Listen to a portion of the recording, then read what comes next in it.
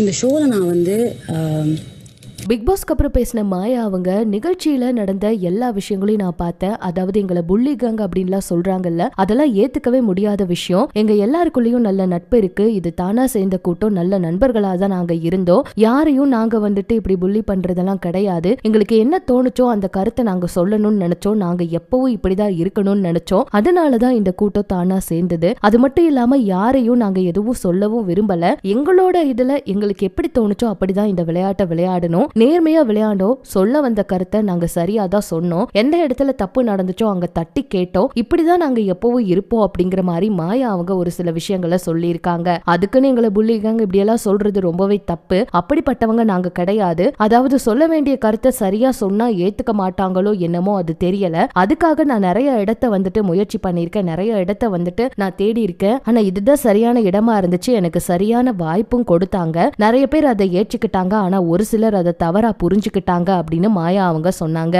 அது மட்டும் இல்லாம மாயா அவங்க அடுத்து என்ன சொல்லியிருக்காங்கன்னா, இந்த மாதிரி ஒரு சின்ன நடிகருக்கு இவ்வளவு தூரம் இந்த நிகழ்ச்சியில வாய்ப்பு கொடுத்து, இவ்வளவு தூரம் சப்போர்ட் கொடுத்து, இவ்வளவு தூரம் லவ் அண்ட் சப்போர்ட் கொடுத்து, என்னதான் நிறைய வெறுப்புகள் இருந்தாலும் அதையும் தாண்டி நான் செய்யற தவறுகளை ஏற்றுக்கிட்டு இவ்வளவு தூரம் என்னை வந்துட்டு வாக்களிச்சு இவ்வளவு லவ் அண்ட் சப்போர்ட் கொடுத்த எல்லாருக்குமே ரொம்ப ரொம்ப நன்றி. எதை எப்பவும் மறக்க மாட்டேன் அப்படிங்கிற மாதிரி எல்லாம் மாயா அவங்க சொல்லியிருக்காங்க. இதை பார்த்த நிறைய பேர் வந்துட்டு நீங்க இல்லைன்னா இந்த நிகழ்ச்சி ரொம்பவே போரா தான் இருந்திருக்கும், வாழ்த்துக்கள் மாயா அப்படின்லாம் சொல்லியிருக்காங்க. இதை பற்றி உங்களுடைய கருத்தையும் சொல்லுங்க.